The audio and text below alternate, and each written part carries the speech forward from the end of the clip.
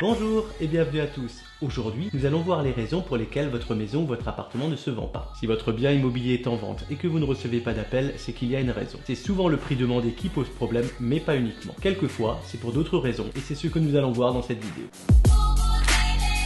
Un prix trop élevé par rapport au marché est un véritable handicap pour votre vente. Votre bien va souffrir de la concurrence. Vos acheteurs vont le juger doublement. Premièrement, par rapport à des biens identiques mais à des prix moins élevés. Et deuxièmement, par rapport à des biens au même prix mais ayant de meilleures prestations. La double sanction, le prix trop élevé et le manque de prestations. Et du coup, votre bien va être mis de côté par rapport aux autres biens du marché. En vendant un appartement ou une maison, on pense souvent que même en mettant un prix très élevé et au-delà du marché, on aura quand même des offres et une négociation. En France, la moyenne des négociations se situe entre 3 et 5% du prix de vente. Donc si ce dernier est trop élevé, il n'y aura pas d'offre et donc pas de négociation. Et du coup, les vendeurs ne pourront pas négocier le prix puisqu'il n'y aura personne en face. Il est donc plus que primordial de vendre au plus juste prix en évaluant par rapport au prix réel du marché plutôt qu'en vous fiant à de simples rumeurs de voisinage parfois fausses ou exagérées. Cela paraît simple dit comme ça, mais c'est souvent la principale cause d'une vente immobilière qui dure. Pour cela, je vous recommande de faire un point sur les biens vendus aux alentours ainsi que sur les sites d'annonces immobilières, ce qui vous permettra de voir si votre bien est dans le prix du marché ou non.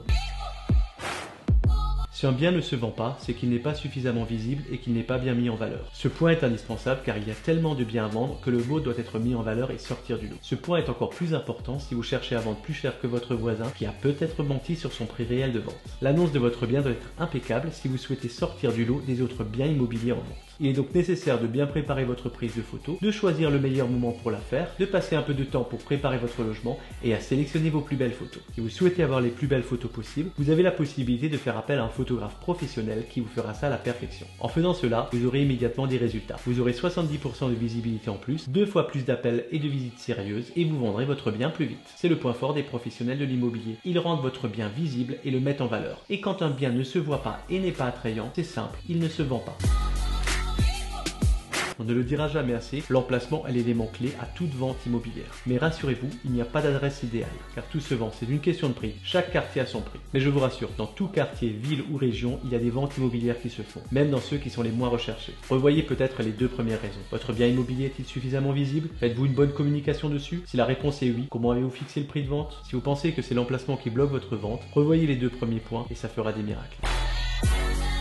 L'immobilier est une activité avec saisonnalité. Il y a plus de demandes au printemps qu'en hiver. Et pour cause, le temps y est plus favorable. On se projette plus facilement sur une terrasse ensoleillée que sous la neige. Et pourtant, les ventes immobilières se font à chaque saison. Il y a juste moins d'acheteurs sur le marché à certains moments, mais les acheteurs les plus décidés sont là 7 jours sur 7 et 365 jours par an. En fait, pendant les périodes où il y a moins de visites, il y a moins de visiteurs qui ne sont pas décidés à acheter. Donc, moins de visites, mais les personnes réellement décidées à acheter, ayant fait leur démarche auprès de leur banque et sachant ce qu'elles veulent, sont là tout le temps. En résumé, il y a moins de visites en nombre, mais les visites sont plus qualitatives. Donc vous pourrez peut-être vendre en 2 visites pendant cette période-là, là où il vous aurait fallu 5-6 visites pendant la belle période. Malgré tout, il est vrai qu'il y a un réel ralentissement au mois d'août et en deuxième partie du mois de décembre. Il y a une autre raison qui peut expliquer la faible demande, les biens atypiques ou hors normes. Je pense notamment aux lofts, aux T2 de 72 m², aux maisons de maître à la campagne, etc. Ils correspondent d'une part à une faible clientèle ou à des moments spécifiques de la vie, comme la retraite ou une vie de jeune célibataire. Ces biens s'adaptent mal au changement et il est donc nécessaire de trouver des acheteurs ayant les mêmes attentes que vous au moment de votre achat. Si votre bien est dans cette catégorie, il faut l'identifier et adapter votre communication en conséquence.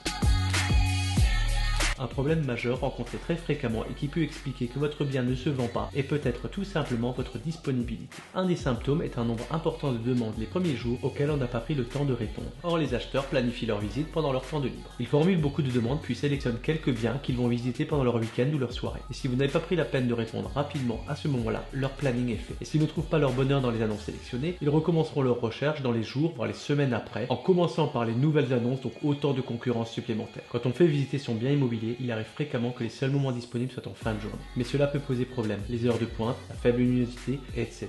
Et n'aide pas à mettre votre bien en valeur à ce moment-là. Mon conseil est donc de préférer la journée ou le week-end, si possible un jour où il fait beau. Voilà, j'espère avoir pu vous aider à identifier certaines pistes qui expliquent que votre bien immobilier ne soit pas encore vendu. Il est vrai que la vente immobilière repose sur beaucoup de facteurs qui peuvent influencer la décision finale de l'acheteur. Vous pouvez maîtriser certains de ces facteurs et d'autres non, alors autant mettre toutes les chances de votre côté. Maintenant, pour aller plus loin, je vous offre en cadeau le guide pour réussir votre vente immobilière que vous pourrez télécharger gratuitement en suivant le lien dans les descriptions. A bientôt, au revoir.